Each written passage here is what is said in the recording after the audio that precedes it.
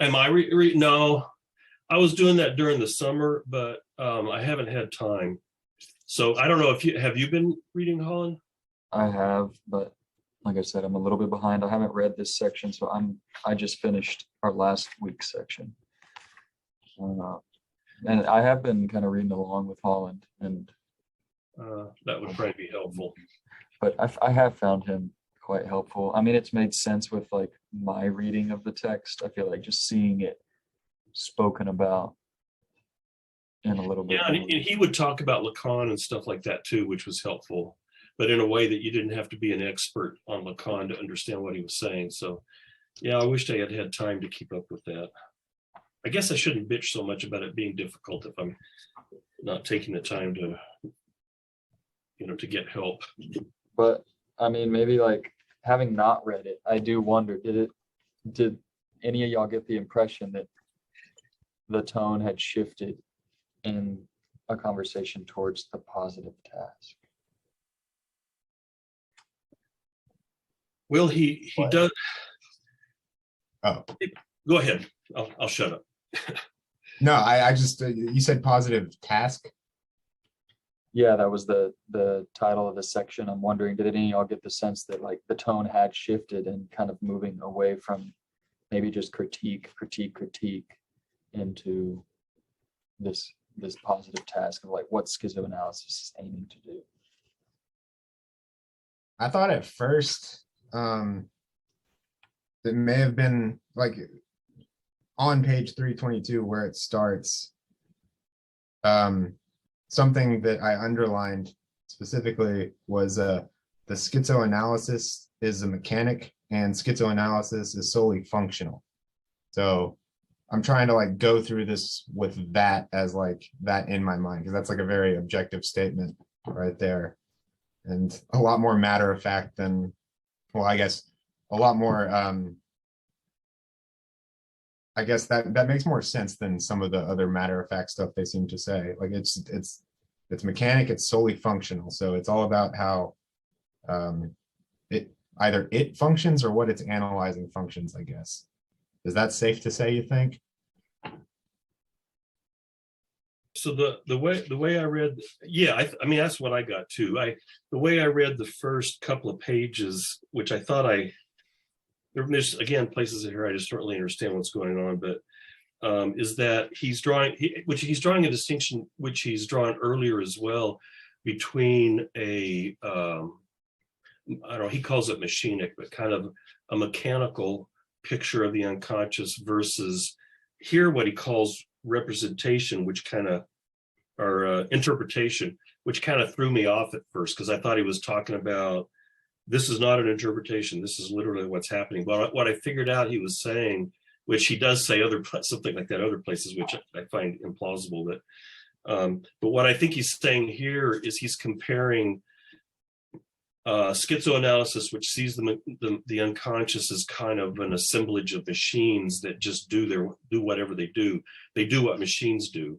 So you've got these flows and these breaks and these sort of almost anarchic pseudo structures that sort of spontaneously emerge just because of it's kind of like almost an evolutionary kind of thing. You throw chemicals into the right conditions and you get this assemblage that we call life.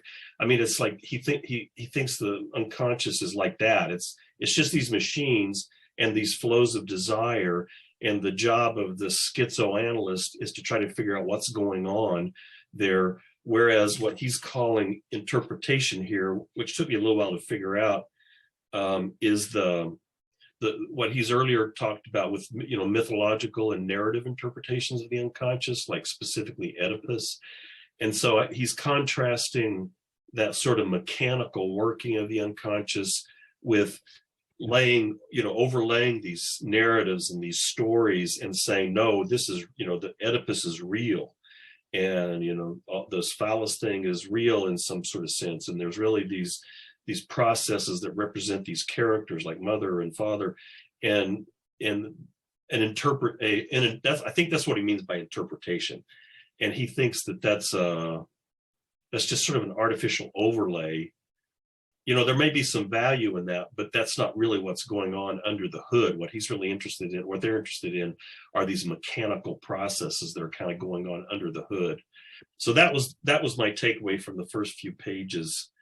And then with regard to Joey's question, toward the end of the chapter, they go back into this critique again of psychoanalysis, all the ways that psychoanalysis is bad for people, bad for society. But then the last two paragraphs, starting 338 and 339, he lays out something like an outline of what a schizoanalyst actually does. He says, here are the desiring machines, and he gives a basic sketch of that.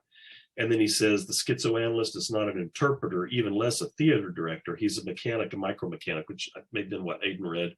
And, and then, so the schizoanalyst is working with these machines. And then he goes on to give an overview of how a schizoanalyst would do that work. And then the italicized sentence down toward the bottom, in the unconscious, it is not the lines of pressure that matter, but on the contrary, the lines of escape. And so the schizoanalyst is supposed to trace out these lines of escape from this repression, this psychic pressure, I guess. But so those last two paragraphs, he lays out a really general overview, but that's as close as I saw him get to like actually laying out a positive plan. It's not even really a plan, a positive outline for what a schizoanalyst would do, rather than just shit on psychoanalysis all the time. I mean, having just finished up the previous section, I'm thinking about some of the comments they were making on like dreams and nightmares, and how like, the psychoanalyst, or I like what they mentioned about like the dream like is the reterritorialization of sleep and nightmares, which is the deterritorialization. And they were saying how like the dream like is the super ego. It's like representation, almost like trying to take hold of that. But they were kind of like almost being very much more so literal when they were saying like the super ego representation, the dream is like turning those processes, or that kind of unconscious, the sleep, the nightmare, into these like representations of like persons and surroundings. And they gave the example of like the machines are like the ways out. And it's just like, like when you see the airplane as mom, or the grandmother's sewing machine, and they were saying like the machines are like these kind of like lines of flight of like the nightmare, the unconscious, like trying to break out of that super ego representation. And I guess like when I'm comparing that to what was just shared, I'm thinking about how, again, that idea of like the mechanic versus the interpreter. I think the interpreter, again, the references towards like myth, tragedy. And I liked what they kept saying in the previous section about like psychoanalysis took us beyond belief to the point where like we're believing and we don't really think we're believing, right? It's like Narcissus, like Oedipus isn't a complex Narcissus without the myth. And it's like all these kind of like, I don't know, I guess they use the word images, but by no means do I claim to understand exactly what they mean by images, but just like images as if they're totally like detached from maybe the like use that myth or that story had when it was told in the past, and how that kind of functioned to like direct behavior, or like, and it's just instead, like, I think when I hear like interpretation, right, especially like in the context of dreams, it's like, oh yeah, look, it's like, it just means this, it means that. And this kind of sense of like meaning, even like taken to its extreme, detached from, or like, yeah, artificially detached from belief. And I think that, like, I feel like they're connecting that to just this idea that kind of like leads us almost to this like stagnancy, to this like dysfunction, to the fact like what, at what point, like what does the dream serve to function once you've like reduced it to just like the Oedipal line of pressure, as opposed to maybe like a nightmare that's trying to move you in a certain direction. I guess like that's when I see that the mechanic, the positive task, like I'm one, and too, when they're talking about this at the end of the last section around the destructive task, like trying to undo the reterritorializations, as if the reterritorializations are this like movement towards like representation. And I guess for some reason in my head, I'm guessing they're pulling from Nietzsche, and how like that will push us towards, you know, just like denial, like self-denial and nothingness, like the will to nothingness kind of stuff. And like I was reading them as saying like we're trying to like undo, like trying to like get back to the point where we can just like function, or I mean not necessarily even we, but like as like kind of conscious subjects. But I feel like it was interesting what they were saying about how like it's so hard for us not to just return, not to have some sort of like reterritorialization that happens. So even the best of us, right? Even the anti-psychiatry stuff, they reference like R.D. Laing and something Cooper. But like how even those movements kind of like fall into some trying to set up a territory in far off lands. And like I feel like in my head, when I think of the idea of like make, you know, the mechanic and functional, like the first thing that comes to mind, and maybe is something they would like target as like that's a reterritorialization, is the idea of like make me more productive, make me like a more like a better worker, make me like better at making money, make me like happier. And I feel like, you know, when I think there's like the attraction to that kind of language of like, yeah, I'm gonna be more, I'm gonna work better. And I feel like it's, you know, I don't know if this section like illuminated that at all, of like what does it mean to like free lines of escape, to I'm assuming like the mechanic, like what does it mean to fix it, to allow it to work, to allow it to flow, to take the pressure off. I don't know.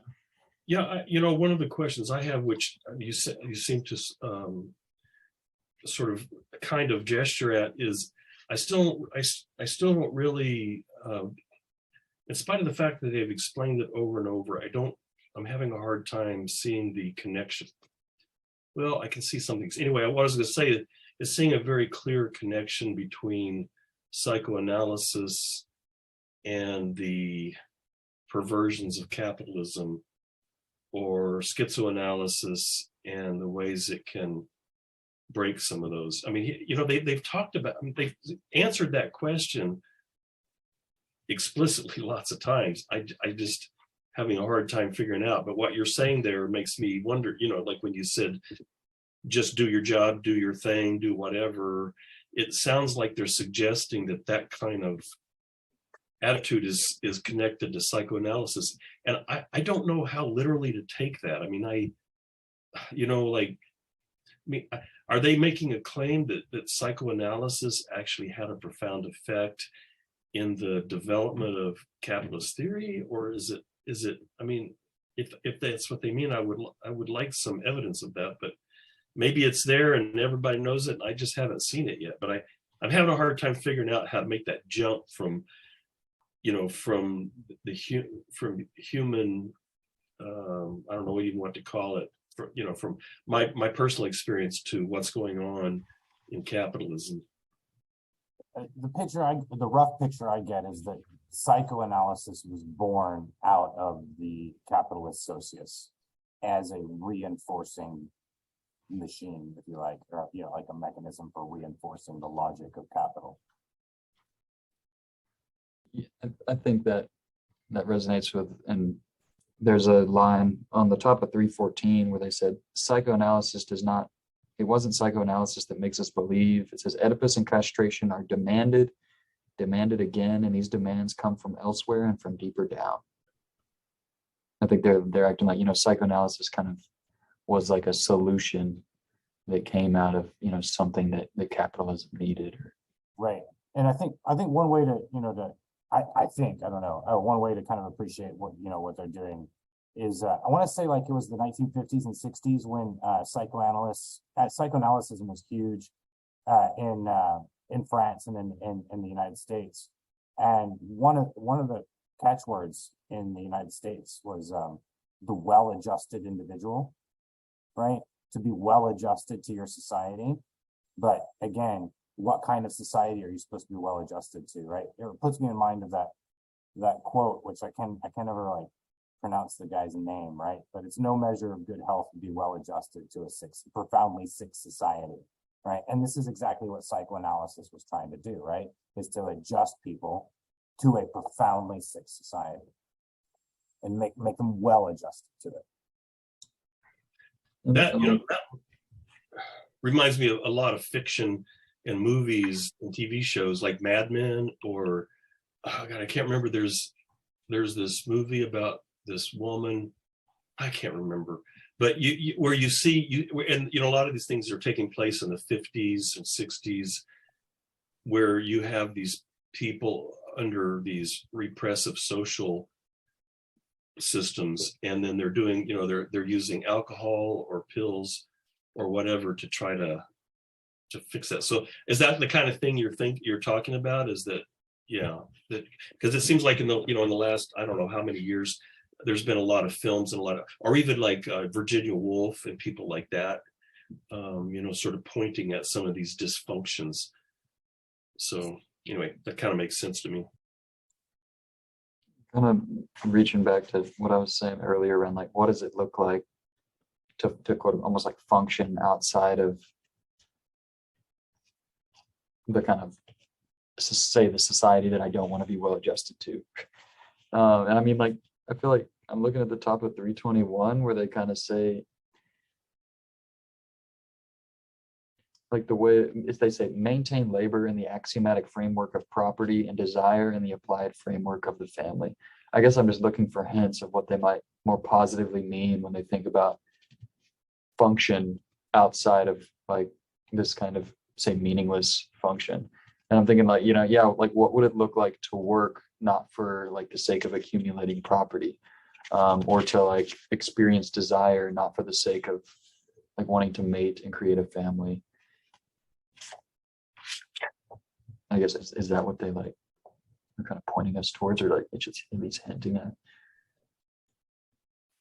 Yeah, they keep using the words axiomatic. Like I found on 335, the top of 335, it talks about how capitalism suppresses the distinction between production and anti-production.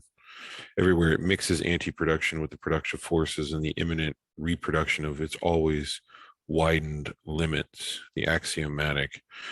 And then what I found interesting was that on the following page, I think it is, or where is that? Here. So on 338, the whole paragraph of 338, they go in different ways of saying it, but in the unconscious, it is not the lines of pressure that matter, but on the contrary, the lines of escape. So they seem to be suggesting that in the functionality, it's the brakes that you want to focus on, the brakes of the system, not readjusting the system to take those brakes and funnel it back into its own, I don't know the word I'm looking for, self-perpetuation would be a way. And I think they're drawing parallels between capitalism, self-perpetuation, and schizoanalysis by saying they're not looking at the micro functionality. They're looking at these ideals that they call the axiomatic, that are the design or the blueprint of the system that you have in mind without actually looking at the system. And that's what I think they're saying is this, where psychoanalysis and capitalism are kind of together, is that you have a predefined concept of the axiomatic through the great despotic signifier. And that thing is defining the functionality, instead of you taking the time to look at what the small micro functionality is in use. And part of that is the brakes, rather than looking at ways to put the brakes back into the self-perpetuation of either the thought system that you're adopting in psychoanalysis and a psychoanalytical approach, or within capitalism.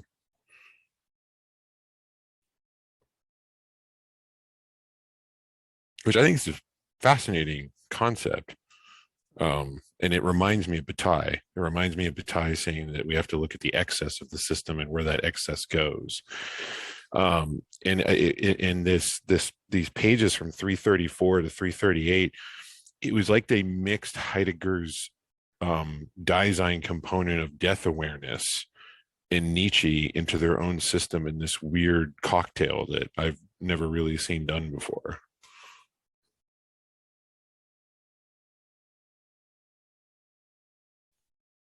I don't know enough about psychoanalytic, the death instinct and that stuff. Really know. Well, I think in the context of Heidegger, I was thinking, like the whole living towards one's death. And I mean, like, I don't think I've like intensively direct studied that. I feel like I've read secondary sources on it, played around with it in my own head, I guess. And maybe Joseph, you know more, so correct me, but like I've been attracted to the idea of living towards one death as if it's this kind of idea to think that, like, living in the light of the fact that you're going to die, and so don't live as if you're going to live forever, and kind of like live a life that would be almost like complete as one that's going to end, as opposed to like just restlessly trying to read as many philosophy books as I can for my whole life, because I'm just on an endless pursuit. And like, I guess the idea of like living towards your death is to like, how might I create an aesthetic picture of my life where it wasn't just like an endless reading of philosophy books, but maybe the books I chose to read or the things I chose to do kind of created a kind of just gestalt or a shape to my life. Which I almost feel like when I think about this, and at least like the kind of intuitive sense I get from it is almost like they're saying like, fuck that. Like, it feels like they're just saying like, break, like just do something that makes zero sense to the rest of your life. Like, like take apart that gestalt, take apart that shape. It's like, I feel like these processes are all about like, not about the totalizing ego, but more so about, again, that kind of like partial object, like something I might do that has zero relationship to anything else, but that takes me into new lands. And don't dare set up camp there, but keep just breaking. I don't know, like, is that, I mean, I'm like trying to imagine that as a lifestyle. But maybe, it's a mistake to think of it as like a lifestyle that one would live as a subject or an ego. But yeah, I guess I get, maybe I'm like slipping into like how metaphysical should I read this versus like psychologically therapeutic I should read it. And I mean, it's interesting, at the end of the previous section, they're talking about this politicization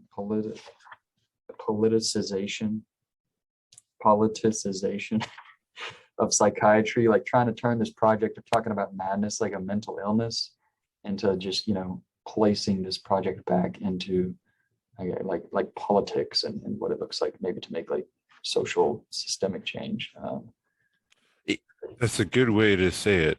I like that, because it also reminds me of what he said on 334, where he's talking about the person laying down on the couch and talking to the psychoanalysis, and I think it's the middle of 330. If you realize that he is not a god, and I think they're referring to the psychoanalysis, but a human being like yourself with worries, defects, ambitions, frailty, that he is not the repository of an all-encompassing wisdom, and they put in parentheses code, but a wanderer along the deterritorialized path. Perhaps you will cease pouring it out like a sewer, however melodious it may sound to your ears, and rise up to your own two legs and sing with your own God-given voice.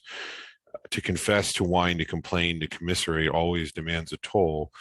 To sing, it doesn't cost you a penny. Not only does it cost you nothing, you actually enrich others instead of infecting them, which I thought was a really interesting 334 way to describe this way to live life as not a being unto death, but actual, almost like a functional ontological existentialism. What did y'all think about where it's on 325? It's like maybe the fourth sentence down or something like that. It says the flows are two-headed, so to speak, and by its means of these flows that every productive connection is made, such as we have tried to account for the notion of flow skits or break flow. So I don't I'm interested in what y'all think about like what the two-headed element is. Like, what does that mean? Because the way I keep reading these guys is like I want to go like towards like a like for some reason chemistry comes to my mind, and when they say like the two heads, I'm thinking like positive and negative and concepts like that. But I it's total just grasping out of thin air.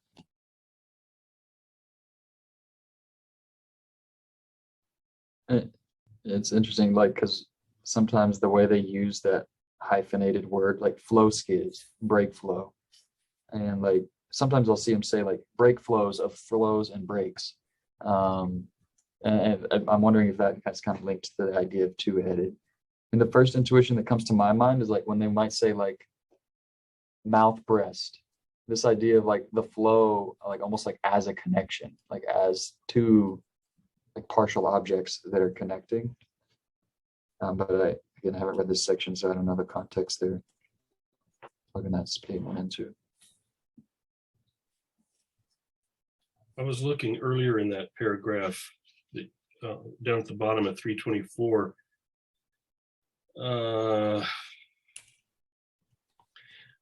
So the last full sentence, if it is true that every partial object emits a flow, it is also the case that this flow is associated with another partial object and defines the other's potential field of presence. I don't know what he means by field of presence. I have not been able to figure that one out. Which is itself multiple, a multiplicity of anuses from the flow of shit. Seems to be one of their favorite flows. I wanted to scribble in the margins like, dude, are you 8? Yeah, but that does, I mean, that sounds like something like what Joey was saying, is that wherever you have a source, you've got a sink, kind of a thing. Like this is sort of an illustration that people use to describe electromagnetic fields, but just real simply, if you like have a sink, like literally a washing sink, and you have a drain, and then you turn on the faucet, you've got a source and you've got a sink. And maybe he would say that what's really primary there is the flow, maybe, and that these sinks and sources and breaks and so on are, I don't know, I get the sense they're not like Joy was saying, flow skids, break flow. Like the break is not a real thing. It's just where the flow breaks. It's not like there's something there that's breaking the flow, but the flow breaks there. I mean, I don't know why, but and so, it's kind of like desiring machines. It's not like machines that desire, it's desiring machines. And so, like somehow this machine is a aspect of the flow of desire itself. So, I mean, I have a picture in my mind, like, of flows and breaks and stuff. I don't really know. I still don't. I mean, for me, those pictures in my mind, but I don't really know. It's like they say, well, those aren't interpretations. That's really what's going on. I'm like, I don't really get that, but that's what comes to my mind. Yeah, I agree with you. I mean, I kind of see what the conversation that happened there on the Discord, the past couple of days, but I can't help but think that they're offering an interpretation of the unconscious, but they keep, insisting that we need to move away from interpretation. Like, dude, this whole book is an interpretation,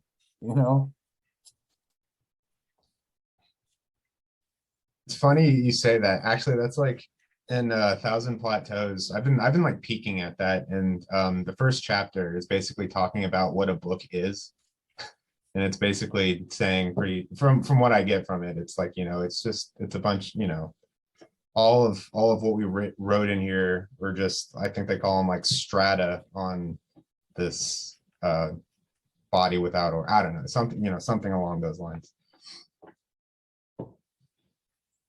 Maybe that was a common critique of Anti-Oedipus. Okay, we have to address this. Yeah, I mean, the two-headed thing, like magnetism is definitely something that came to mind. And also, like, when they're talking about desire, and machines, I think of the first law of like thermodynamics is you have a certain amount of energy that can't be created or destroyed. It just changes form. And like then you have matter and energy, which is made out of the same stuff.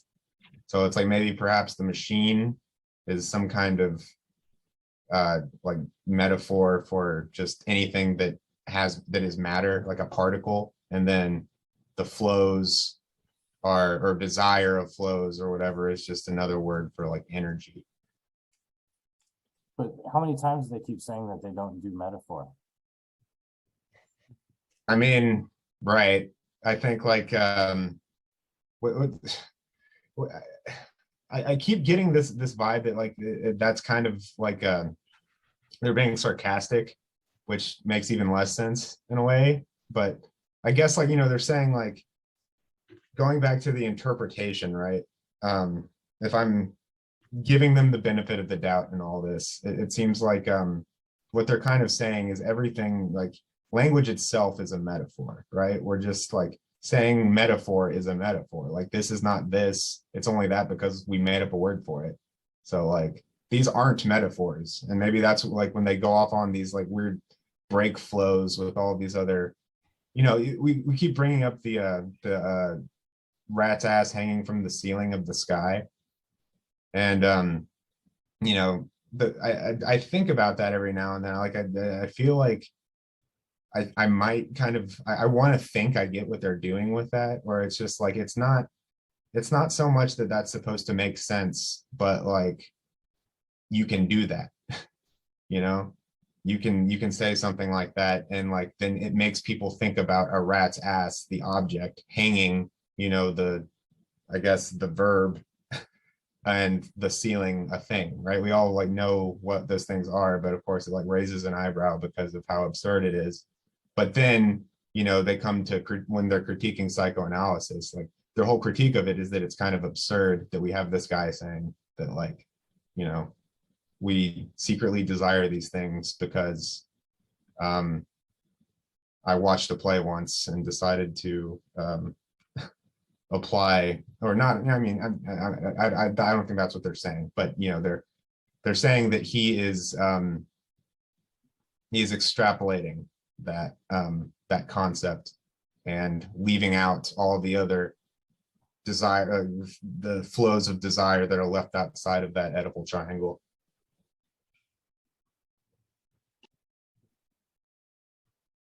Since you brought up the dead rat's ass too, there was another mention in this chapter that we're reading, and it really, again, it threw me because it's at the top of 323. Partial objects are what make up the parts of the desiring machines. Partial objects define the working machine or the working parts, but in a state of dispersion such that one part is continually referring to a part from an entirely different machine, like the red clover and the bumblebee, the wasp and the orchid. I can see wasp referring to orchid and red clover referring to bumblebee. But the next one, the bicycle horn and the dead rat's ass. Again, I'm pretty sure the bicycle horn they're talking about is from Beckett. Yeah. I mean, again, having read Malloy, I think they make more out of the horn, the bicycle horn, than Beckett or Malloy do. You know what I mean? They're really fixated on that horn. More than Beckett. I understand, like they make a deal about the stone rotations too. That's more of a prominent kind of thing in the Beckett, but the bicycle horn is really only, I don't know, there's not much made of it in Beckett, but they make a whole lot out of it. But then how in the hell does, and I get that, I think the dead rat's ass is from Artaud. So how in the hell does Beckett's, where I read to be largely insignificant bicycle horn, compared to everything else that goes on in that novel, that bicycle horn is not. I don't, unless somebody can show me, why or how, but how that, bicycle horn in Beckett somehow refers to Artaud's. I think it's Artaud's dead rat's ass hanging from the ceiling of the sky. Yeah. Honestly, if I'm just to try to read it through like the sense of humor that I think I might share with these guys, it's because both of those concept machines exist within Deleuze's brain machine, and nothing is saying that he can't connect them I mean, because the rhizome, right? Like all of these dots that I don't know Artaud or Beckett, but I like what is the function of the bicycle horn and the dead rat's ass in these things? No, there's a like in Beckett, there's a couple times where he talks about his bicycle and he's got to move his bicycle along with him on his journey. He's kind of going to his mother's house. It's a really Beckettian story. Like it doesn't entirely make sense, but the character a couple of times kind of mentions, oh yeah, and I checked the horn, it still works, and then later on the horn was missing, you know, and then not that's basically it. You know what I mean? Like it's mentioned maybe 3 times. And once that the horn, there's a bicycle with a horn, and then later on, yeah, he checked it, it still works, and then I think from memory, and then later on, it just kind of went missing. Just kind of randomly, like. No, I mean, like he goes into great length about this whole moving of stones from pocket to pocket to mouth to pocket to pocket, and this like you could see this like OCD, like I have to do this in the right order, and I need to figure out a system for doing this, and so you can kind of see why D and G are latching onto that, because that is a very kind of like first off, the character kind of reads as a schizophrenic, but then that particular behavior reads as a neurotic kind of OCD behavior. This is interesting, and I could see how it can figure into their big shtick about criticizing psychoanalysis by using schizoanalysis. I can see how moving stones kind of, but the bicycle horn, they've mentioned the bicycle horn quite a few times in this, but they haven't done very much with the bicycle horn. They've never honked it, and it hasn't yet gone missing. So but just like with the dead rat's ass hanging from the ceiling, they just like to put it there. Like. Yeah, I don't know. I mean, yeah, I don't know. And I mean, I'm recalling like a story. I don't know where I heard this. It was some like anecdotal story about somebody like running into Deleuze at a bookstore and him just being like kind of totally absurd. I don't know if that's true or not, but like the guy walking up to him and saying something to him and him just like putting a hand in his face and just doing shit, and then like trying to check out like 20 of the same book, and the woman, as she's just like scanning the same book 20 times, he like interrupts her, stops her, tells her to scan each book individually, tried to like walk out of the bookstore with all the books before, and like she had to repeatedly tell him like come back like it's kind of those things. Like I don't know if that would be true or not, but because I also hear these anecdotal stories about him in lecture being like one of the best considerate like patient teachers ever. But that story is just kind of like those moments of just like I'm imagining somebody who's just trying to kind of like disrupt my ability to kind of make sense of an encounter. And like I feel like I read a lot of those lines, but the fact that they like have real references makes me think like shit. I mean, who knows what they mean, but when I read those, I'm just like, oh, haha, they're just trying to like make me think I don't like, or try to interrupt my mind's ability to be like, oh yeah, I'm following. And then I read that and I'm just like, almost like a troll, right? But I'm grasping at straws here, but one possibility, that occurred to me is, like Eric was saying, you could see the connection, or you can see the potential connection between these other things. Maybe, what they're saying is, and maybe there's a connection between these things that we're just not aware of. So you have these two partial objects. Who knows?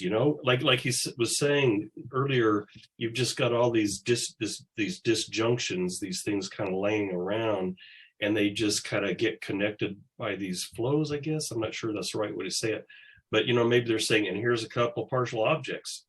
Who knows? Maybe they could get connected too, in a way that we would never expect, perhaps. And then go ahead. I'll shut up. No, I just put that in the chat. I was like, maybe that's the point. Maybe we're supposed to guess what the connection is, just as we guess what desiring machines we are. Did y'all ever read the foreword by Foucault in the beginning? something that is stuck in my head, like the whole reading through this book, is that, there's a part where he says you should approach this like you're observing a piece of art, right? And I mean, I've kind of like any kind of thing that I just don't understand. I feel like I want to get that, right? Because like sometimes you see art and you're just like, okay, I have no idea. But then like you look at it again, like still nothing. Third time it's like, okay, now I'm kind of familiar with this. And it's like by the end of it, it's like, okay, like now I'm applying meaning based off of the based on what's there. And I'm making connections that might not have been there, like intentionally put there, but they're talking about skits flows. So like, like maybe that is an example of that, right? It's a line of flight, like, yeah, so here you have this connection that makes sense, this connection that makes sense, and then this one, oh, yep, then yeah. I'm recalling too, because at the beginning of 1,000 Plateaus, I think they say something along those lines too, like read this like you're listening to a musical album, and like skip some tracks, return to others. This idea of almost like encouraging, like,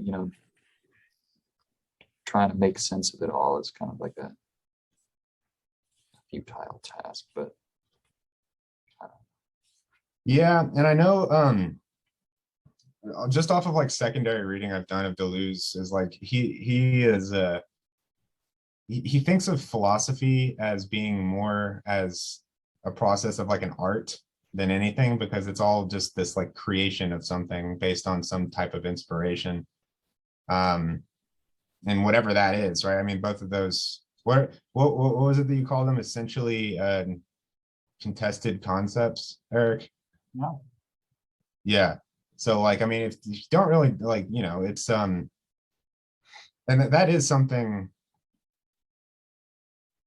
it makes sense through this lens of like trying to look at it through art, because I've always thought of art as just like, okay, what hasn't been done, like, I mean, not just that, but like that's always in your bag of tricks if everything else is kind of getting you down. And if you look at like the history of art too, and the history of music, that's kind of, it's not just what hasn't been done, of course, but it's like, how do we break the rules from within the system itself? And I feel like that totally applies to like their logic of like this whole book, like with capitalism and with psychoanalysis, by not totally refuting it and not just totally like making a bullshit case, but definitely having some bullshit in there, because I mean, it exists.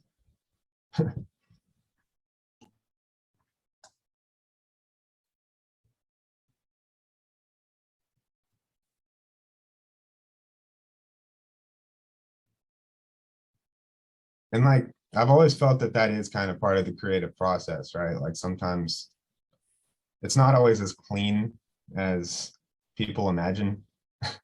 Like, okay, like I want to produce a work. I'm going to start here. I'm going to end here. It's like rarely is that ever the case. Just look at like Beethoven's manuscripts. Like it's violently scratched out, and like you can tell he's just like really, it's interesting to see. I feel like I've heard like silly rumors about how they wrote together, but I am curious on what it looked like for them to write together. I don't know. Watch It's Always Sunny in Philadelphia. Sorry, it's a bad joke. That's all I can imagine. That's what it looks like. Is that show with them two writing this?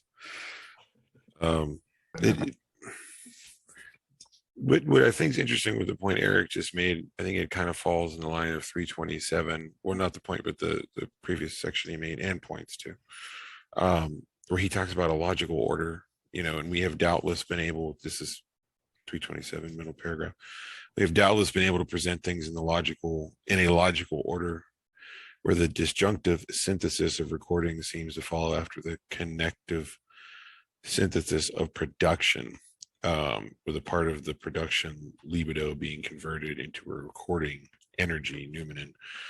What I find interesting is maybe what he's saying is that we are always thinking logic is a connection between the disjunctive, the breaks that follow from the connective. But what happens when you have something that breaks without any connection whatsoever? And what do you do with that?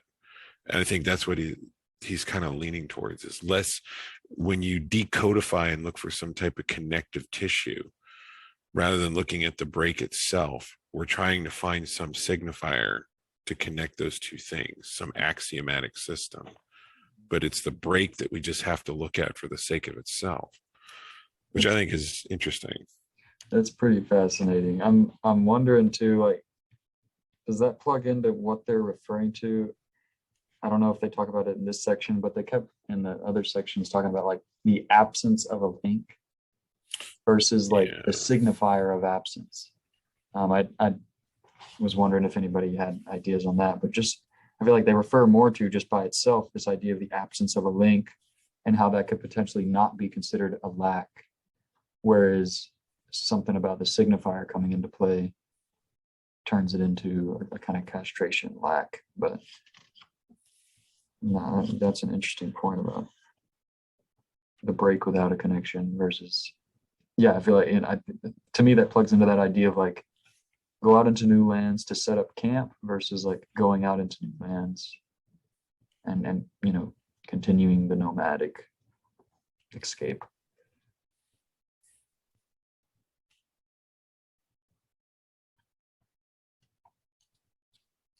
I think he mentions that part, doesn't he, in this section too? I'm trying to look in my notes where it's like the absence of something. And it even reminded me of like the Hegelian concept of force. So I put a note there. I just don't know what I did with it. Oh, it's gonna bother me. When I find it, I'll let you guys know.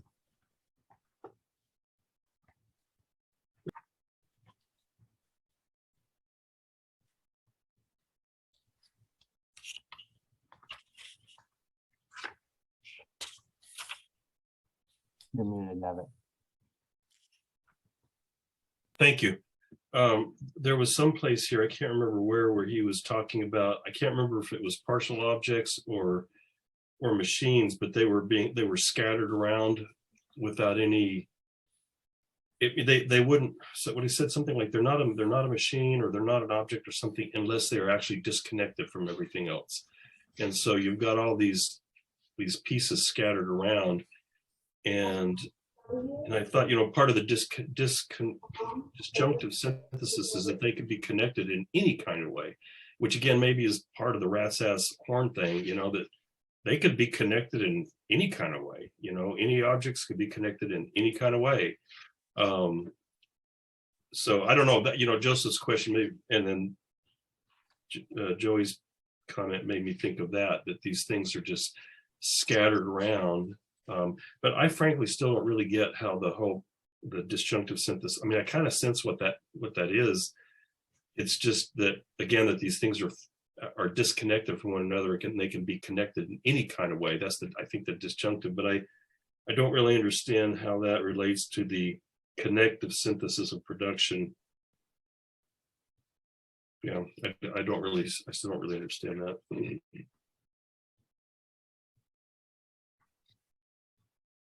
I was going to make a comment regarding, you know, when Joy was describing Deleuze's kind of odd behavior. When Ivan Marquez came into my office a couple of weeks ago just to chat about this book for a few minutes, his take on the book was that it was a kind of romantic 1960s manifesto.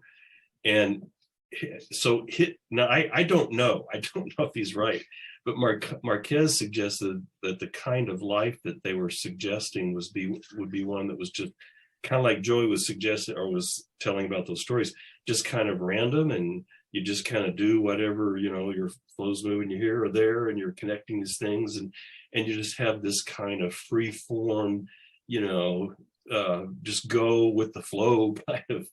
And you know, I mean, so that was Marquez's interpretation of what they were kind of ultimately recommending, and he said he just thinks it's totally impractical, and that again it belonged to this sort of free love 60s anarchic world where, you know, you just kind of, everybody just kind of does whatever, and somehow we all take care of each other and it all kind of works out. So I don't know if Marquez is right about that. So huge caveat, but that, you know, when Joey, I mean, even before Joey was talking about Deleuze, when he was, you know, what you were describing sounded something similar to that, you know, like, well, how do you, like, everything I do is an escape, you know, from some oppressive structure, you know, like, well, there's this oppressive structure, escape this way, here's another one, escape that way. And, you know, it's just like, phew, phew, phew. So I don't really know if that's what they're recommending, but if it is, I kind of have reservations.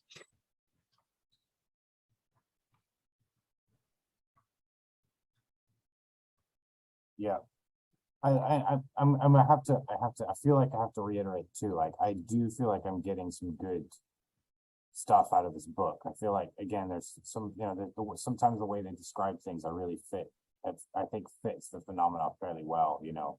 I think about flows of capital, similar with, you know, flows of communication, similar with flows of desire. And I can see why they keep using those coextensively. I think it's a very powerful kind of analysis to bring these together under the same kind of umbrella. So I just gonna say, I do think some parts of their analysis are potentially very powerful, but I have some concerns, you know, I have some worries. And one of them in particular is, again, it's, I have time for like the avant-garde, and I have time for stuff that doesn't like immediately make sense. You know what I mean? You kind of have to struggle with it in order to make a sense out of it.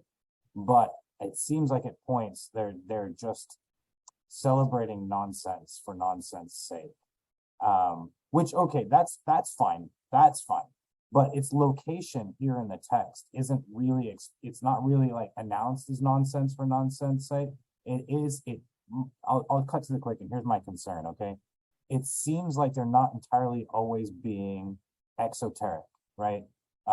Again, like, they're not really trying to make their meaning fully understandable for their audience. In a way, trying to be a little cryptic.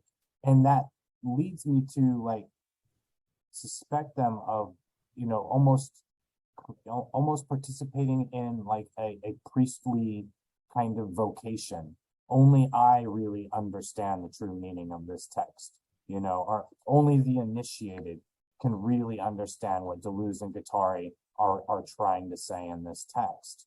And that it kind of conceals some of the meaning of it in an esoteric way, which to me, if this is a kind of anti-fascist kind of attempt to unravel like the radical roots of fascism, then you can't have any, like, in my opinion, you can't flirt with that esotericism. You know what I mean? That's dangerous. Like I indicated, it kind of creates a space for a priestly vocation, you know? So that, you know, again, just to go back, I think they're saying a lot of really cool things, you know, but I have these concerns. And when it's hard to make sense, you know, what they're saying, I'm concerned that there's a danger, you know what I mean? When they're really not trying to, when I feel like they're not doing enough to be understood by their audience, there's a danger, right? And then also this section, probably half of the sections, as I was reading it, I felt like, again, a number of the references that they're pulling from were contemporary, you know, part of their, you know, Parisian culture, right? What things that they were already talking about. Like in the first chapter, they keep dropping Schreiber and Artaud, and that's because a lot of them were talking about that at the time. It was most of their immediate audience knew who they were referring to, right? But if you're writing a book that's like supposed to make a serious attempt at the roots of, like, you know, fascism broadly worldwide, then maybe write to more than just Parisians, you know? Yeah. I mean, those same kind of thoughts, I guess, were coming to mind when Aiden was sharing about like art and like reading this like art, and the idea of like to my mind, I was thinking, like, yeah, I'd love to yeah, and kind of what you're saying, like nonsense to celebrate nonsense, like sure, that's fine, but then like in the context of a text that's maybe like feigning to do something different, um and yeah, it's just this kind of like idea of like I might read this sincerely and then at the end just be like then find Deleuze just over here like but I mean I think I maybe more so than Eric, I feel like I do get a lot of value out of it. But I mean, like, I feel like I am one of those people who has an allure to a kind of esotericism, and I feel like they tickle that fancy in me. And so it's really interesting you pointed that out. Right. And something earlier too. I mean, I think something Aiden was saying. It put me in mind of and you telling us the story about Deleuze, kind of like hands in the face. Like first off, like if some random did that to me in a bookstore, I would be very patient, but I would. I don't know. I would think that they were breaking my personal bubble. You know what I mean? Like, who the hell do you think you are that you? So anyway, let me back up. It put me in mind of Patch Adams. I don't know if you remember that movie with Robin Williams, but he plays a doctor in a. I don't even remember where he was a doctor, but it was a shitty hospital. You know what I mean? And nobody enjoys life, and the patients are sad, and the doctors are sad. And Patch Adams is like he's Robin Williams, you know what I mean? And he decides to make everybody's life better by like surprising them, in random places and doing like goofy Robin Williams things just to make them, laugh.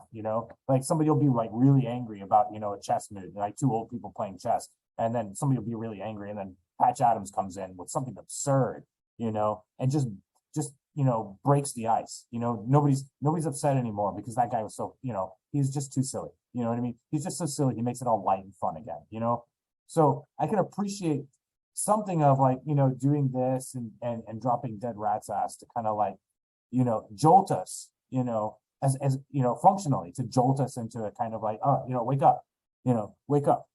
Pay close attention. I'm gonna throw some nonsense at you. So you pay close attention. But with Patch Adams, the character, like his particular absurdities were always like made sense within a particular context. They weren't just any old absurdity will do now. You know what I mean? It was there was a logic behind the absurdity, if that makes sense.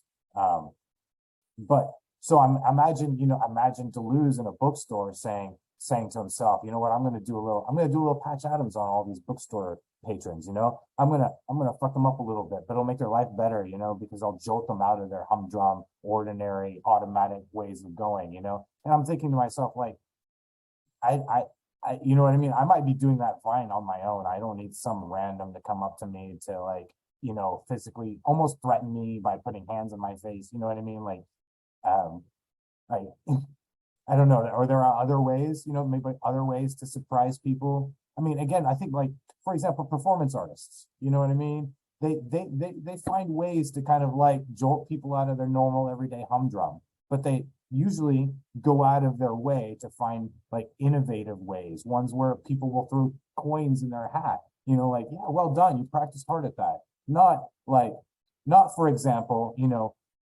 dipping a big long knife in pig's blood and then walking around a high school prom.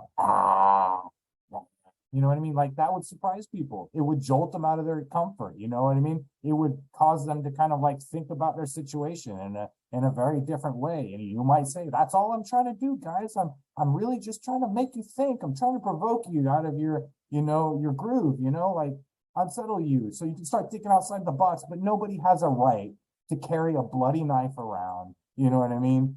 And just to shock people, right? Like there are limits. And so again, maybe I'm ranting a little bit too much, but maybe by analogy, like in a text like this, maybe they've gone a little bit too far in trying to jolt us. Yeah, and I mean, I think that general interpretation of what they're doing with the nonsense, that's usually the kind of how I just read it off. I'm just like, oh yeah, they're doing that thing again. And I think, yeah, there's the extent of like, man, I'm not one of those, right? Like, why are you trying to jolt me? Wake me up. Like, I'm awake. I'm paying attention. And yeah, I think that just reaches back. Like, I'm reading a philosophy text sincerely, and it almost feels like insulting for them to do that over and over and over. But I mean, again, like, I feel like maybe that's the kind of thing of just like, almost in this kind of way of like, almost like, don't take this too seriously in the project of like, I'm not the God, right? I'm not the God on the couch with all the answers. I'm just somebody else, human suffering. What's that line that you had read? I think Joseph 3:34. It's like, we're just here singing too.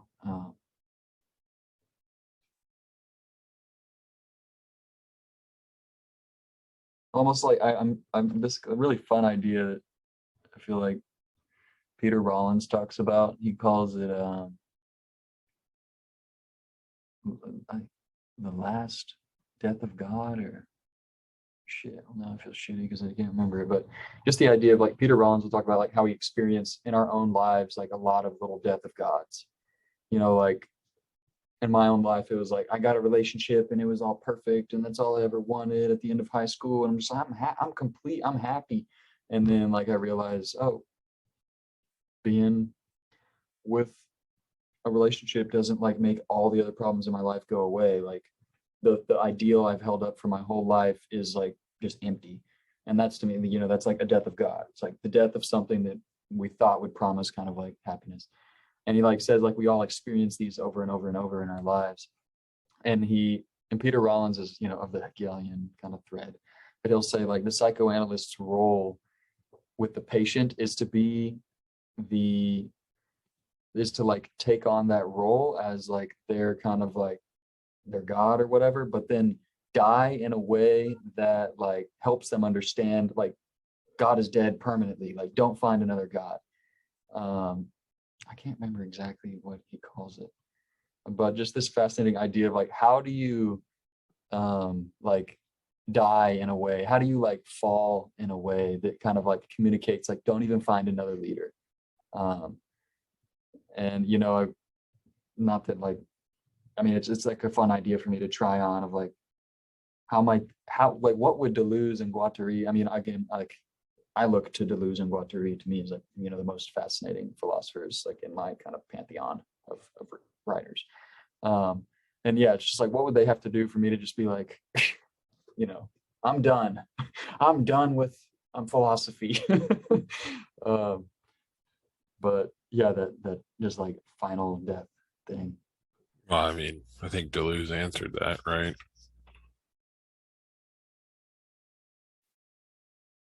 I mean, he leapt out of a window.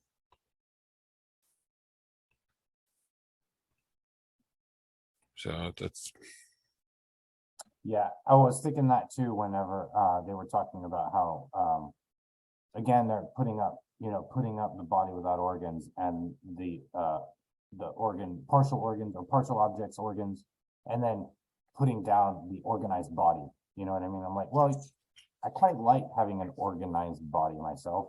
Maybe I'm taking them too literally, but maybe Deleuze didn't like having an organized body himself, and that's why he discarded it. yeah. I was wanting to ask Chase that, like, why is suicide something that's almost prescriptive for a Deleuzian? Which I'm wondering if we're kind of like coming to that conclusion in this discussion. Almost, and like I'm imagining even not even just the taking of a life, but how do you kind of set yourself up as somebody who's like respected as an authority, and then like destroy that? Does anyone know what the circumstances of his, like, did he have any physical or mental conditions? I'm pretty sure he did. I think he had, I mean, I guess I haven't looked into it. I don't know why in my head I'm recalling that he had some sort of like lung thing. Oh yeah, I vaguely remember someone. I mean, Nietzsche says something, I can't remember exactly what he says, but that one hopes for a timely death, something like that. And I think Nietzsche had an untimely death.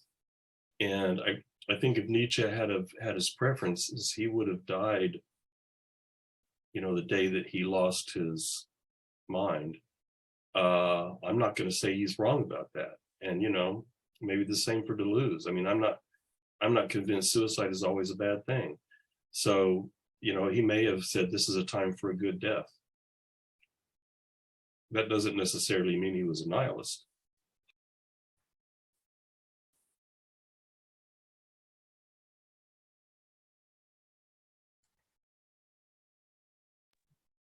I wanted to ask Eric something. I mean, this goes way back from the beginning of tonight, but just because you said something interesting, and I just wanted to see if I understood what you're meaning. This is way different direction. But I was saying I was confused about the connection between psychoanalysis and capitalism and what these guys are doing. And if I remember, you were suggesting something like psychoanalysis was an outgrowth of this sort of capitalist world, and so and I think it seems so. This is all in the way of a question: is this sort of story I'm telling sound right? And maybe Dylan can help here. So my understanding is one of the things that Deleuze and Guattari like about that Deleuze and Guattari like about Lacan is that Lacan sort of transformed this Oedipal story from one that was only about families and individuals into one that began to describe structural features of the society. And that was one of the things that it sounds like they thought Lacan, that was a good thing, that Lacan was on the right track there. And so I'm wondering, Eric, would you say that, and maybe they said this explicitly, but they say so much stuff, frankly, it's just hard for me to keep it all straight. And I'm not saying that means it's bad, it's just there's so much stuff there.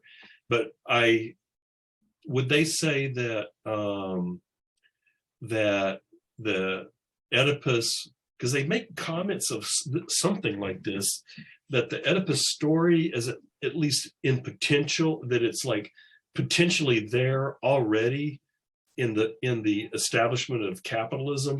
So in other words, that just because of the way capitalism gets started and gets rolling and then turns into a system, that this Oedipal story is kind of already implicitly available in that process.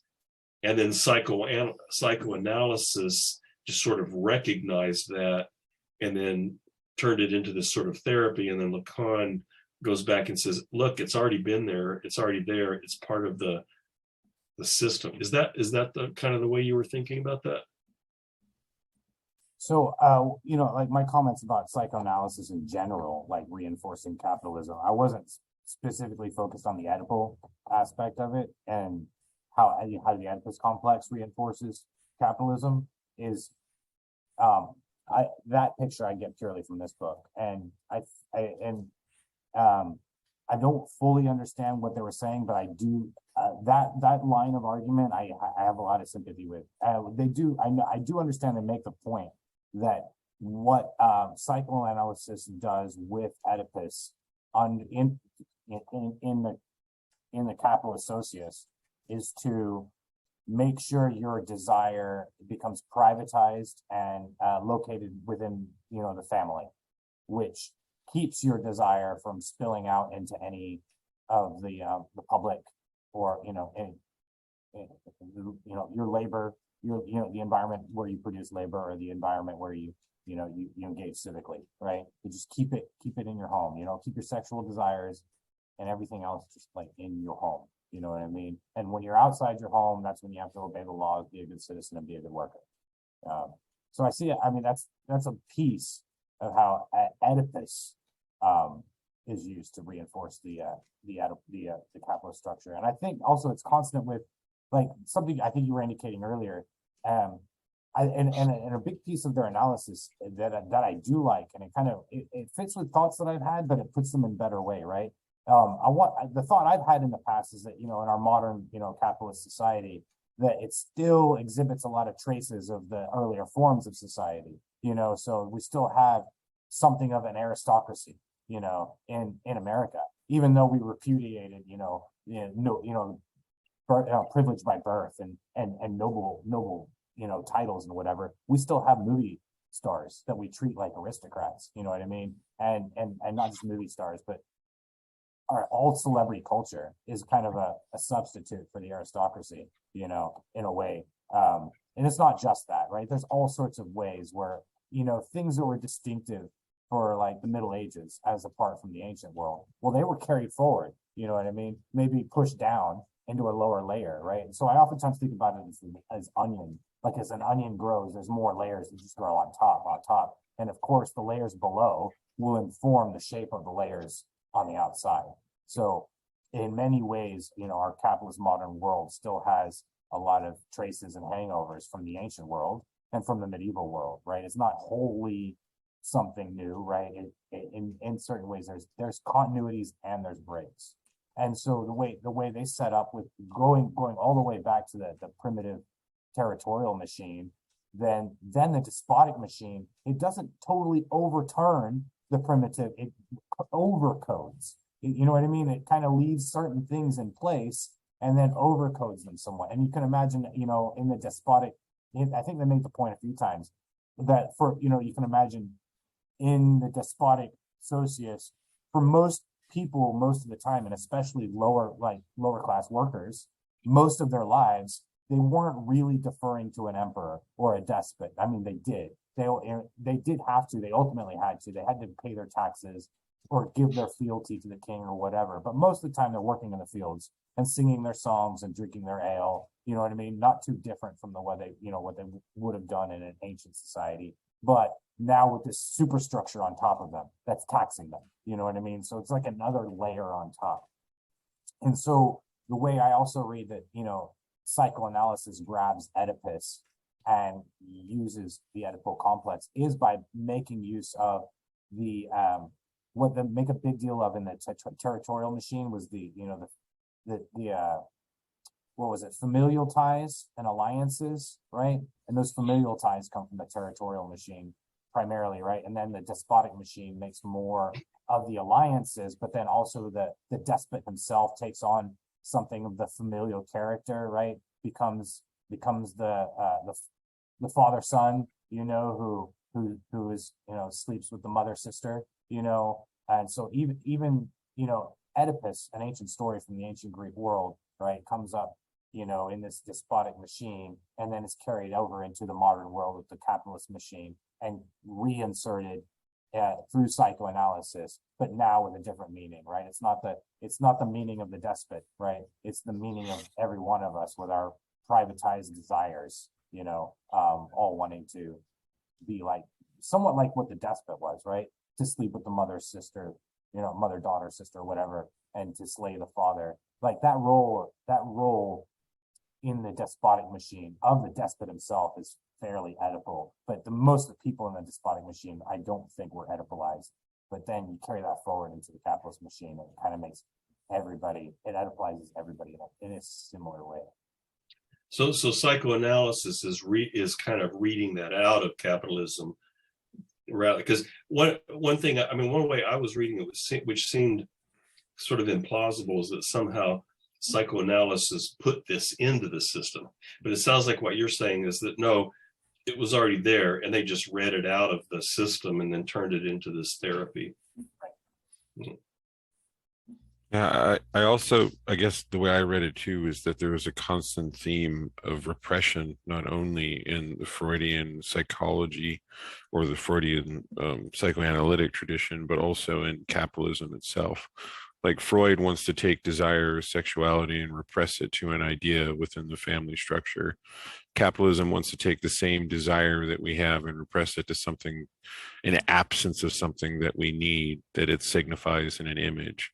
So the common theme seems to be repression in some form, where they seem to be approaching it from, like a Bataille type fashion, and that it's the excess that needs to be seen and productive. We're not labeled, our desire isn't labeled in these preconceived notions. There's nothing that can really, tell us what desire is. We're constantly producing and need the means to do so.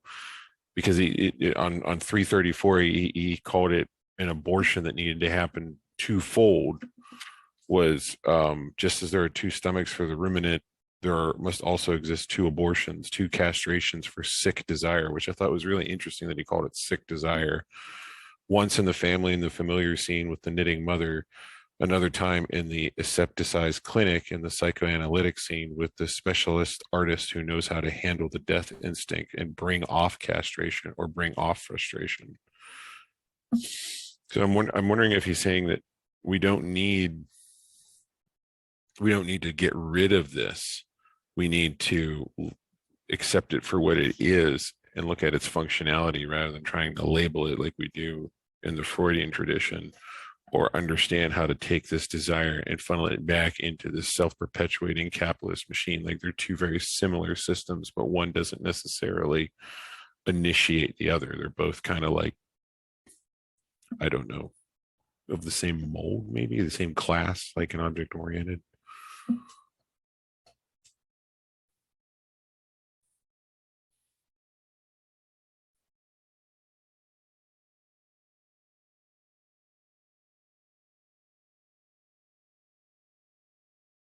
I'm reading the chat too.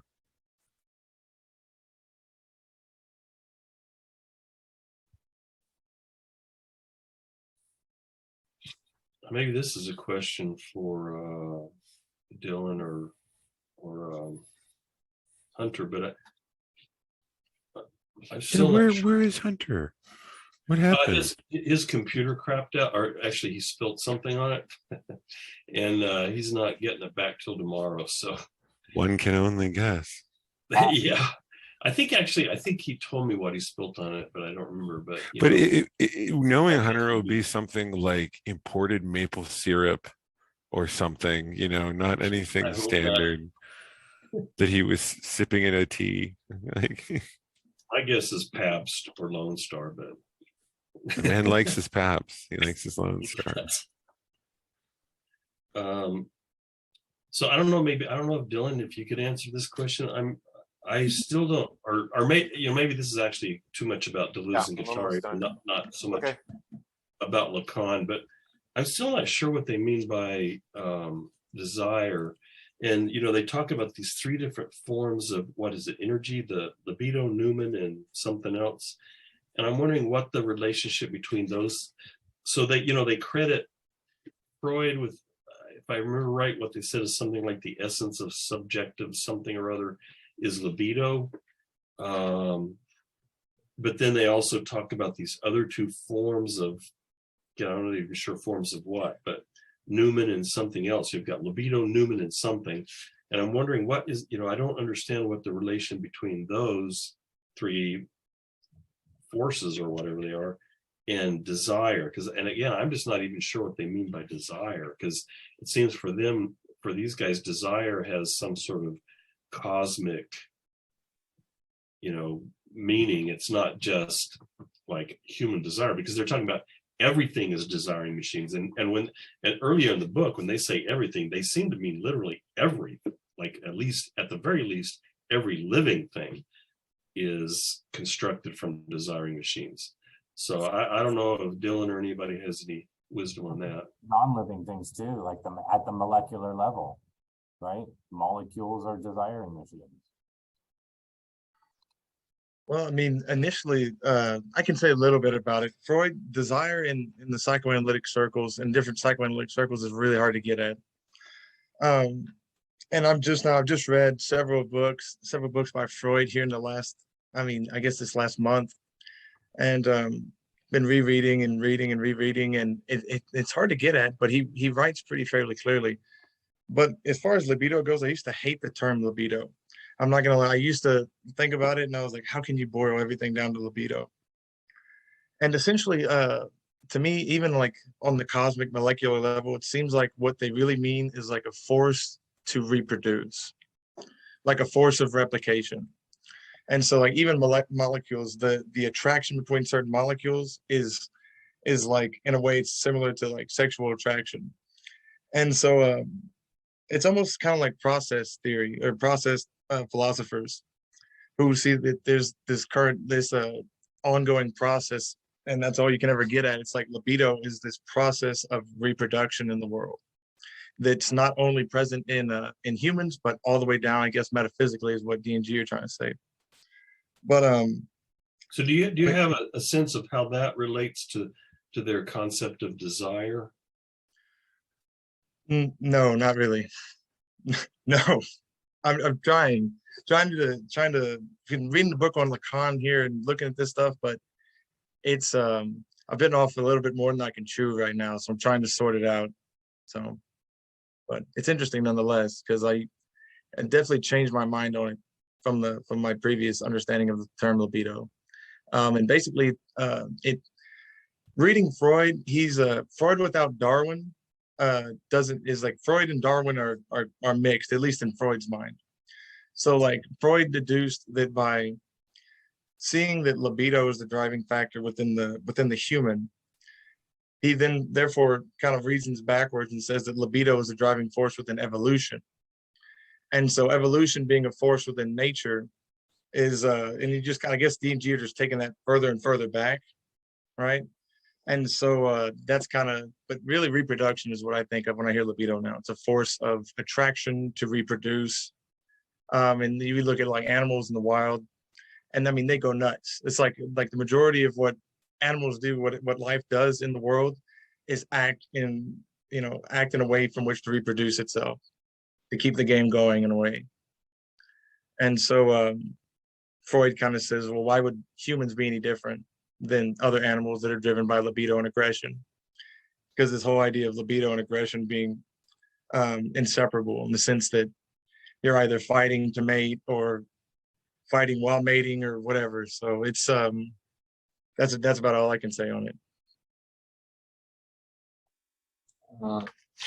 To that note, I don't remember if this has ever come up in our groups. I think I've like typed it in the chat as a question before, but a few times D&G have brought up the like distinction between like generation and sexuality and like which one takes precedent. And I feel like it relates to that idea of like reproduction and libido. And I feel like they want to say like sexuality is kind of primary as opposed, and I feel like this also relates maybe to what you were saying earlier, Joseph, about like the break as opposed to like the connection to something else. The skiz, the break flow, as opposed to, the other head.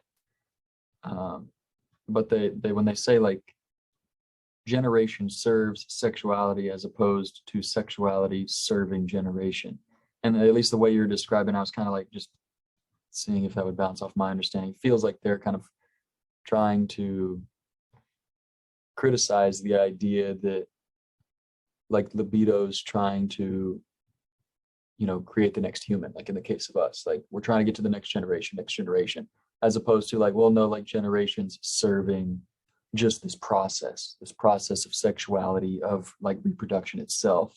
Like the generations don't matter. And like I feel like I've heard them say that a couple times, but I guess I don't really get what kind of context that's plugged into, and if anybody else picked up on that. So we don't really, I mean, again, to put it like more succinctly, we don't have sex to have babies. We have babies so that sex continues. Yes. Say that again. Well, we don't have sex to make babies.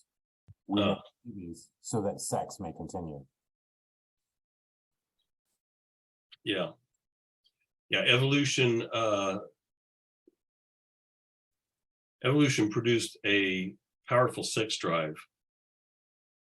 I don't want to get into that. It's hard to talk without being teleological, but yeah, I think what you mean. We have sex to have sex, but the effect of that is the production of babies. Is that kind of the idea?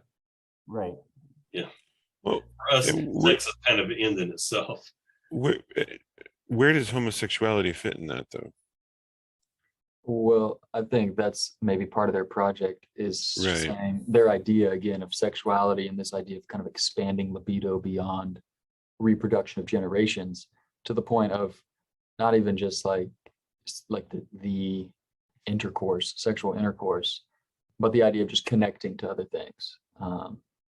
Like I think that like reaches back to a few weeks ago when we talked about the idea of like being attracted to like the social in ways, or like the person, the individual being like a kind of reflection of like social things. I don't remember that page where they were talking about that, where like they're saying like, yeah, all these are naturally to our conscious mind. I don't think it's the language they used, but kind of concentrated into a person. And like, we think we just like that person.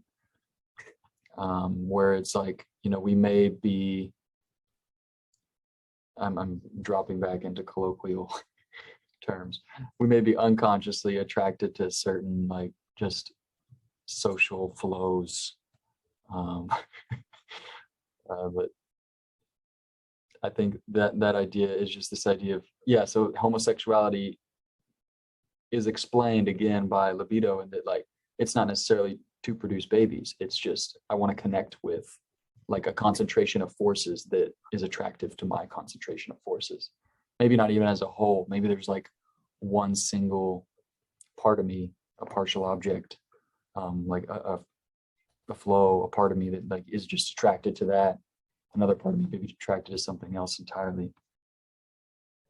I don't know. I'd be curious to ask Chase about it, because they almost seem to be saying that like sexuality isn't rooted in fecundity or replication. It's rooted in social interaction itself. And that's a part of production, like, or even the lack of sexuality. And I think it's really fascinating to look at it, at least from a contemporary lens, from like not only homosexuality, but transgenders. Like, what does it mean to what is a male or female? I mean, what does it mean to be male or female?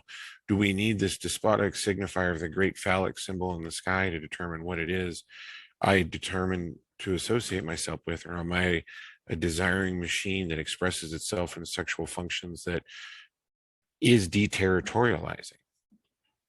But I think from an evolution, at least an evolutionary biologist, my guess would say that sexual desire evolved because it had the effect of reproducing genes.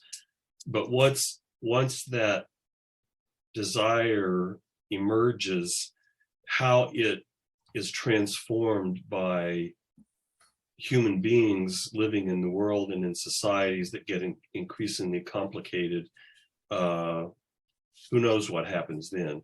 I mean, it's like, you may have this initial biological origin of a particular desire, but once it begins to ramify through, again, increasingly complex organisms that humans become, increasingly complex societies and so on, then that, I don't know, because I think from what I understand, Dylan's right that at least Freud initially thought he was trying to come up with a psychological theory that was consistent with evolution, and you see that in things like civilization and its discontents.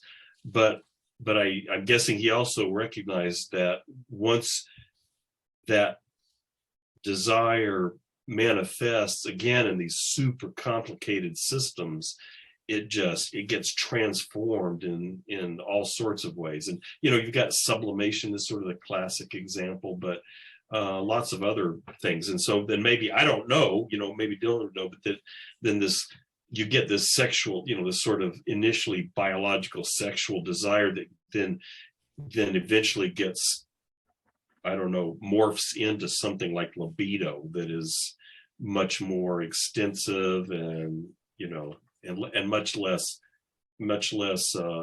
centralized in like production of children. That's my guess. I don't know.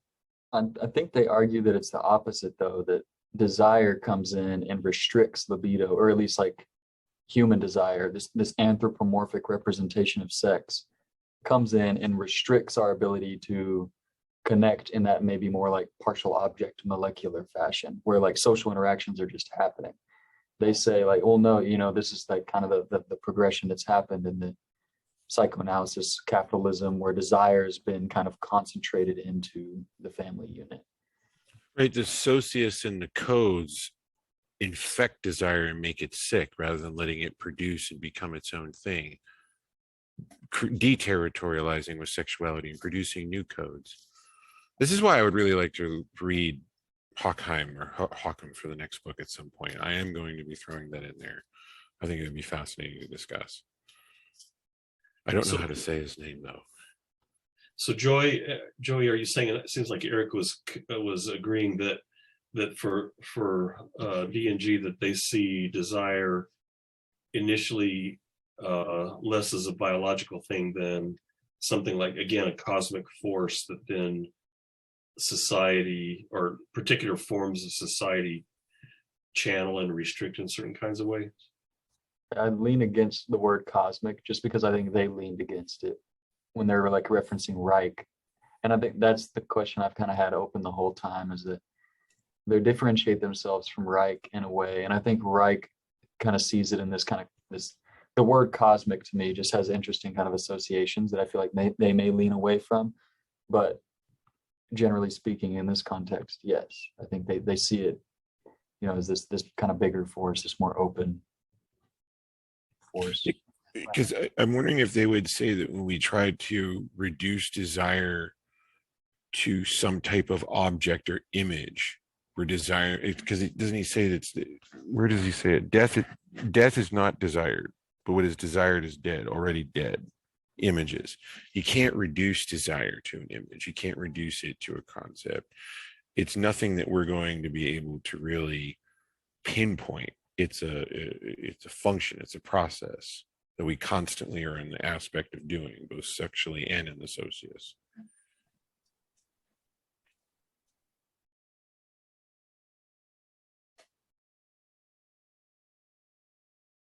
And that if we try to label it with something, what is desire, and we come up with an answer rather than producing something, we're under the despotic signifier.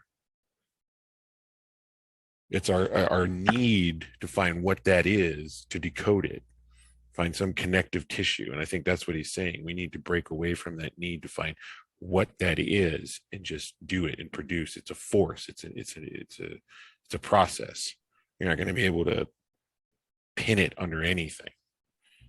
Isn't that what schizoanalysis does though? I mean, it locates, isn't it? I mean, aren't they saying it's the job of schizoanalysis to locate, the machines and the flows and the break flows and find the points of pressure? I think that's part of the project, is to be able to, to locate desire, but in its malfunction, and then which suggests, possibilities for better function. Just going back, the point that Joey made, I want to say came right after the point that Nevitt made, right? Nevitt said, no, it's actually the opposite for D&G. The way it read to my mind was Nevitt's point about libido coming from like biology, evolving out of biology, and then with the socius taking on all sorts of like perversions and things like that, is Freud, right? That's basically what Freud was saying. And then D&G are saying, well, that's one thing that Freud got wrong. Libido was there well before we even had life forms, and then in our modern world, we have, this perversions of desire, but the libido was always there. That's helpful.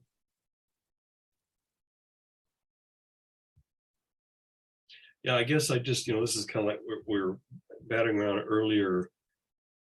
And this is a big if, but if the schizoanalyst is all about, I mean, the impression, I almost get the impression that they're looking at these flows and break flows and all this kind of stuff, and they're trying to break down all the places where you get rigid connections and just kind of re-break them apart and kind of get back to this state where you've got a radically dissociated I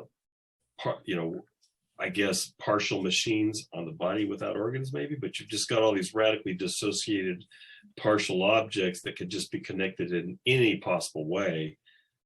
I don't know, again, that to me sounds, I'm not sure I want to live that way. Yeah, it's interesting because it's like the goal of schizoanalysis does seem to be to find out what the desiring machines are, but it's like each case is different, and you can't really signify it. There's no one component that makes this case applicable throughout all the others. It's this constant misfiring and breaking and cracks, and it's the force component of that. And you can maybe look at one specific instance, but the more precise you try to make it, the more imprecise it becomes. Or the more general, the more useless, right? Right.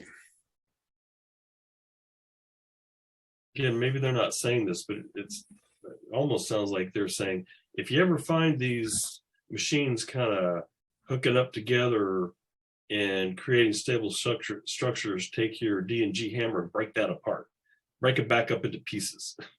And then if they start restructuring again, like, nope, break that up, because you want to keep everything, you want to keep, like everything as lines of escape, lines of escape, lines of escape.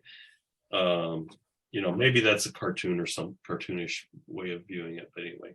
That would be an interesting cartoon. Right? We could make the hammer made out of rat asses and bicycle.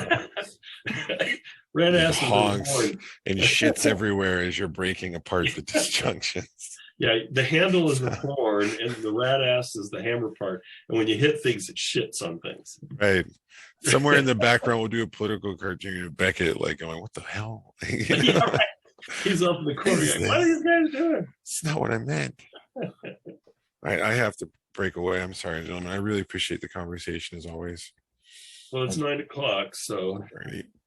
see any last words of wisdom? I feel Todd May, and again, I've referenced him quite a bit. I'm watching his series on YouTube, just very slowly here and there on my way home. But his lecture series is on difference in repetition, and he's lecturing to narrative therapy. Or I believe he talks a lot about narrative therapy in these lecture series. But I believe he's in Denmark lecturing to grad students who are there to study narrative therapy. And narrative therapy, this was new to me, but it's some therapy that kind of comes out of, I think his name's David White, maybe something White, but he pulls a lot from Foucault, and he was very much inspired from Foucault. And he kind of throws out this therapeutic approach that's supposed to be contra to institutional therapeutic approach. And I feel like it's in line with the same project. And I think that's why Todd May is lecturing to these people, of kind of showing some of the parallels and how understanding Deleuze can assist with that project of narrative therapy. But my impression has been of thinking about Deleuzean application, and I feel like we've batted around that question quite a bit of what does this look like put into practice. And the big kind of things I've seen emphasized in there, this narrative therapeutic approach, is just opening up the field for people to experiment with their lives, as opposed to, again, maybe the cliche psychoanalytic approach of, they keep referring to it of everything's already played out in advance. We just have to look for the opportunity to show them what they really desire, get them to kind of submit or, castrate themselves, and kind of just return the desire to the family in a socially appropriate way. And at least Todd May spins it a lot in this manner of what Deleuze and Guattari want to do is just open up the field a little bit more and kind of give the patient this opportunity to kind of consider what kind of values they want to live by, and then kind of build from there, as opposed to maybe just taking kind of pre-given values. And I mean, when I think about this idea of breaking, it's almost like they're saying the practice is breaking, but possibly because we're so kind of buried underneath all these pre-given values. And I think, at least that's kind of my attempt to kind of salvage some of this idea of maybe why they're so overemphasized on the idea of deterritorialization and breaking apart sense, is just trying to get us back to a place where we can kind of create from a little bit more scratch. And then the cynical determinist says, oh, so you're going to use all these fragmented machines to construct a new set of machines according to certain values that you choose yourselves. And the cynical determinist says, well, why did you choose those values exactly? Where did they come from? So anyway, on that cynical note, well, we did pretty good without Chase, no? Yeah, I think we did. It was when we had no Hunter for phenomenology. I think we held our own. Yeah. We don't No need Hunter, no training Chase, wheels. we still did good. I mean, but their absence was Right. felt. Their Yeah. absence was felt. It definitely was. Yeah. Hunter has a tremendous entertainment value that I missed. That's for sure. He's extremely charismatic and You're not supposed to say that. intelligent. Yeah. He's not gonna Oh, watch. I love listening to Hunter talk, and he's kind of like a practice of Deleuzian breaks. Like he just he really is, and then he makes these connections I've never really seen or observations before. Yeah. He's like, escape out here, escape over here, escape over there. The irony that he's so Hegelian, but I feel like that's what I think of. Right. Okay. All right, guys. Thanks again. Bye. Good night.